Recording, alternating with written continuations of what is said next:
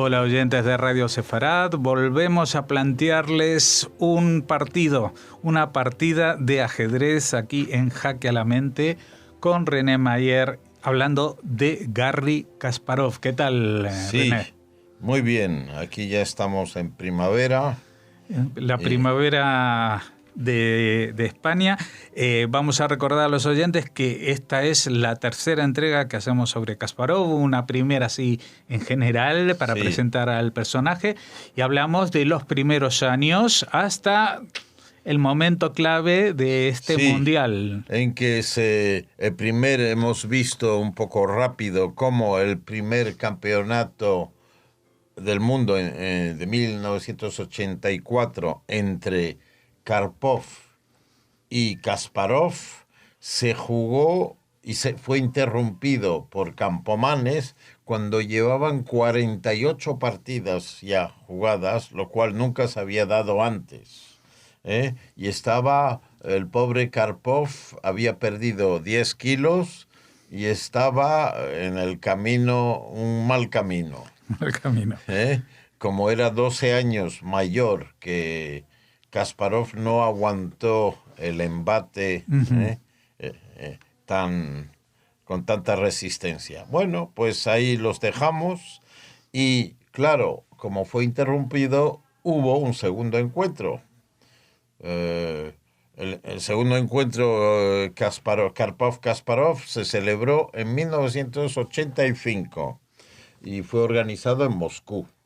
Esta vez al mejor de 24 partidas. Ya habían tomado un poco sus precauciones para que no se repitiera en el larguísimo campeonato del mundo. Entonces, el que llegaría a 12 puntos y medio reclamaría el título.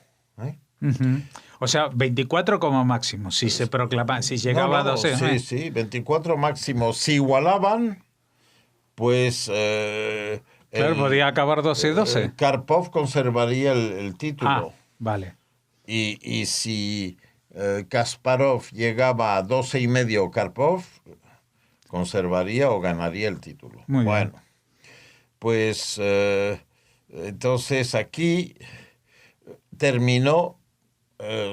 Kasparov aseguró el título esta vez a la edad de 22 años y medio, rompiendo el récord mundial ostentado por Mikhail Tal cuando había derrotado a Botvinnik en 1960 a la edad de 23. Ahí ya tenemos al más joven campeón del mundo con 22. Con 22 años y 6 meses, 22 y medio. Que si hubiera podido, un año antes hubiera sido 21, o sea, también estaba claro. casi. Bueno, pero ahí lo tenía más crudo porque vimos que estaba Karpov todavía ganando 5-3, aunque Kasparov estaba con ganas, recuperando y con ganas de seguir machacando al titular. ¿Y se jugaron todas las partidas o fue una derrota fuerte? No, ahí sí que en las 24 partidas ganó 13-11. 13-11, o sea que sí, ahí justito también. No, y se conoce la victoria de Kasparov, si les interesa a los oyentes, la número 16, con piezas negras, es considerada como una de las más, de las obras maestras del ajedrez en ese match de Moscú 1985. A pesar de que iba con negras. Sí, ganó con negras, una partida brillantísima que es reconocida como una de las obras más. La pueden buscar en chessgames.com si quieren y tal. Bueno, había un encuentro de revancha porque en este tipo de fórmula podía haber tendría derecho a revancha como se hacía antiguamente. Y ocurrió en 1986, o sea, ese es el tercer match. Y ocurrió en Londres y en San Petersburgo, dividido. Se jugaban 12 partidas en Londres y 12 en San Petersburgo. Uh-huh. Bueno, esto ya se había convertido casi como un espectáculo de box, ¿no? O sea, sí, como que... Sí. Bueno, y además por los resultados, porque Kasparov se adjudicó 3 puntos seguidos casi de Al ventaja. principio. Pero reaccionó Kasparov y... No, quiero decir, sí. ¿Quién tenía la ventaja al A principio? ver, Karpov ganó 3 partidas consecutivas después de que Kasparov le ganara 3 otras. Es decir, Karpov reaccionó. Ajá. Y entonces, ¿qué pasó? Kasparov, que es un poco paranoico, pero no sé si tenía razón, sospechó a alguien de alguno de sus preparadores, el maestro Yevgeny Vladimirov, de vender la preparación de aperturas a Karpov. Ajá. Como un espía. Un espía, quinta columnista. Sí, un quinta columnista que le vendía los análisis y lo despidió. Y bueno, finalmente Kasparov ganó otra partida y ya pudo mantener su título por 12,5 a 11,5. Ahí raspando también. Bueno, ya justito. Otra vez se encontraron por el Campeonato Mundial en 1987, o sea, hubo en 3-4 años 4 campeonatos del mundo. Pero no había otros aspirantes No, en el medio. porque eso fue jugado en Sevilla y yo asistí ahí en el teatro que está Lope de Vega, que está cerca de la Plaza de España. Y ahí es que este duelo fue muy disputado porque es que Karpov había ganado el ciclo de candidatos. Ajá, o sea que volvió a ser el enemigo. Era el retador oficial. Entonces ya otra vez a enfrentarse. Y bueno, este duelo fue terrible. Recuerdo la última partida porque Kasparov estaba 1 punto por debajo en el marcador, en la última partida. O sea que o ganaba... Necesitaba ganar para retener por empate el título o perdía. Y también ahí ganó un peón, menos mal, y le lió, como se dice, en el final a Karpov y ganó. Entonces se igualó el marcador, 12-12, y Kasparov conservó su título en Sevilla. Bueno, por curioso que parezca, hubo un quinto encuentro entre Kasparov y Karpov en Nueva York y en Lyon, en 1990. No al año siguiente, no en el 88. O sea que hubo 2 años con otros candidatos. Pero 12 partidas en cada ciudad, en Nueva York y Lyon. Y al final el resultado fue apretado también, pero ganó otra vez Kasparov 12,5 a 11,5. Me imagino que Karpov tendrá en su casa una foto de Kasparov para tirarle los dardos. Eran enemigos y tal, pero yo creo que ahora con el paso de los años se han reconciliado. Ahora ya no le toca las narices tanto. Ya están los dos medio jubilados, Karpov con sus sellos y Kasparov con la política y con sus conferencias. En fin, ya no son enemigos mortales terrenales. Bueno, y ahora vamos a hablar, hay un proceso que es tremendo que ocurre en ese momento, en el 86, es que se va a producir una ruptura con la FIDE, con la Federación Internacional de Ajedrez. Y eso es terrible, porque hubo un cisma y entonces... ¿Dentro de la FIDE? ¿Con la Federación Rusa? Con la Federación Internacional de Ajedrez. Kasparov no está de acuerdo con las normas, igual que Bobby Fischer lo había hecho 20 años antes. Bueno, pues ahora, a los 23 años, Kasparov crea, porque no está de acuerdo con la FIDE, con las normas y con todo lo que ha pasado, la Asociación de Grandes Maestros, Grandmaster Association, la GMA. Y procura más provecho a los jugadores ahí, porque era muy pobre la FIDE lo que ofrecía a los profesionales, ¿no? y Kasparov asume el papel de líder ahí y bueno, logra organizar con la GMA 6 torneos de la Copa del Mundo para jugadores de la élite. Y bueno, la relación con la FIDE es muy tensa, ¿eh? Pero hay un empresario holandés llamado Bessel Kok, que es intermediario, pero bueno, aún así subsisten la tensión y las diferencias. La tregua esta que hubo momentánea a través de Bessel Kok duró hasta 1993, porque había un nuevo retador que se había clasificado por un ciclo auspiciado por la FIDE. Ujú. Y era Nigel Short, el inglés, gran maestro inglés que había derrotado, en los candidatos había derrotado a Karpov y después al holandés Jan Timman. Tenía derecho a jugar, pero hubo una subasta del torneo, etcétera, para la adjudicación de patrocinios y la financiación era menor de lo que se esperaba. Y entonces el campeón del mundo y Short decidieron jugar fuera de la jurisdicción de la FIDE. Ujú. Otra vez. Entonces, otra vez, otra asociación, PCA, Professional Chess Association, y ahí, bueno, organizan el match, y bueno, Kasparov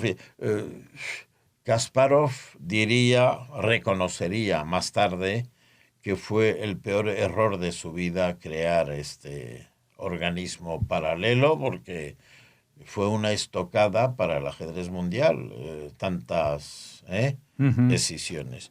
Al final, Kasparov y Short fueron expulsados de la FIDE. Claro, ahí había una doble pertenencia y jugaron un torneo patrocinado en Londres bueno, Kasparov se impuso de modo convincente por 12,5 a 7,5. Ahí se paró porque ya había conseguido 12,5, Ujú. eran 24 partidas. Bueno, entonces mientras tanto la FIDE pues organizó otro evento. Es que es una historia macabea muy, muy complicada la de los...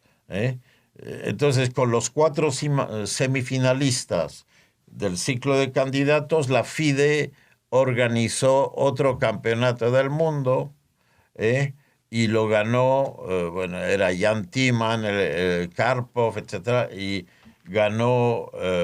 Karpov ganó a Timman por 12,5 a 8,5.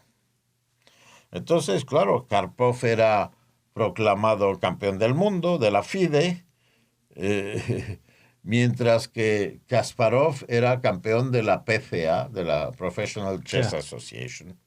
Y él reclamaba el título de campeón de ajedrez clásico. Cada uno se consideraba campeón del mundo. Bueno, al final, bueno, ya Kasparov después defendió su título en 1995, más tarde, en un match contra la estrella hindú, Viswanathan Anand, que era de Madras, un hombre, un gran maestro increíble que calcula a la velocidad de la luz y cuando se pone a pensar decía que metía la pata. Es decir, era rapidísimo. Y lo disputan el match en el World Trade Center, el que desapareció 6 años después, en el 2001. Y Kasparov venció el encuentro 4-1 y hubo 13 tablas. Bueno, fue el último campeonato del mundo auspiciado por el PCA, por la PCA. ¿Por qué? Porque Intel, que patrocinaba la empresa informática que patrocinaba, terminó su patrocinio. Ujú. Bueno, después otro intento de Kasparov de organizar otro encuentro por el campeonato, pero esta vez bajo la WCA, World Chess Association. Aquí se le iban a acabar las siglas. Las letras. Las letras y las siglas, posibilidades de siglas se le acababan a Kasparov.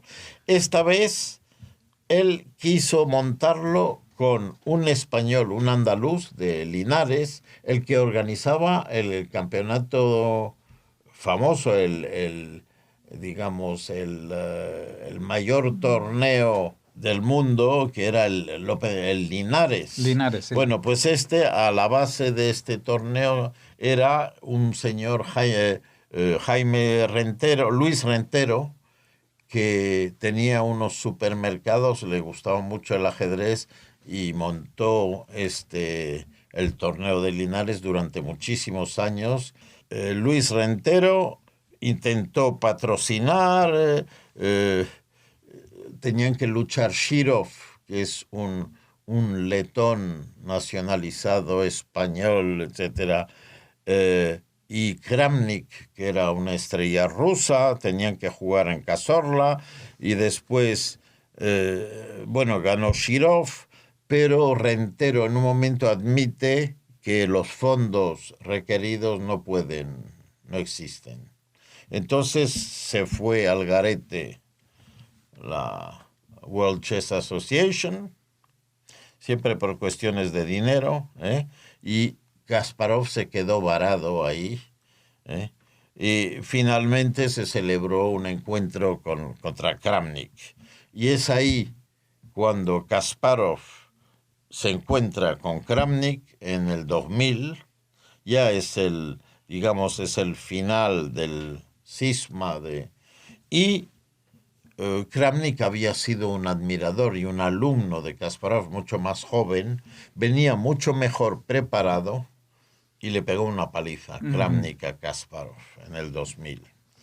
Es decir, Kasparov se equivocó, en la partida 2, Kramnik le ganó, después en las partidas 4 y 6 Kramnik consiguió posiciones ganadoras también con blancas, y en la partida 10 también, y con blancas Kasparov no podía romper la defensa de Kramnik, que escogía una defensa, se llama la defensa berlinesa en la española, que es muy sosa pero muy sólida y no lograba meterle mano.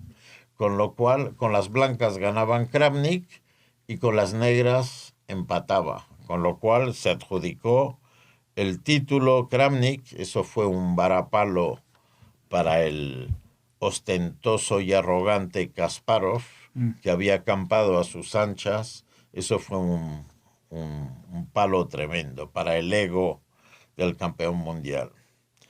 Y lo ganó por 8,5 a 6,5.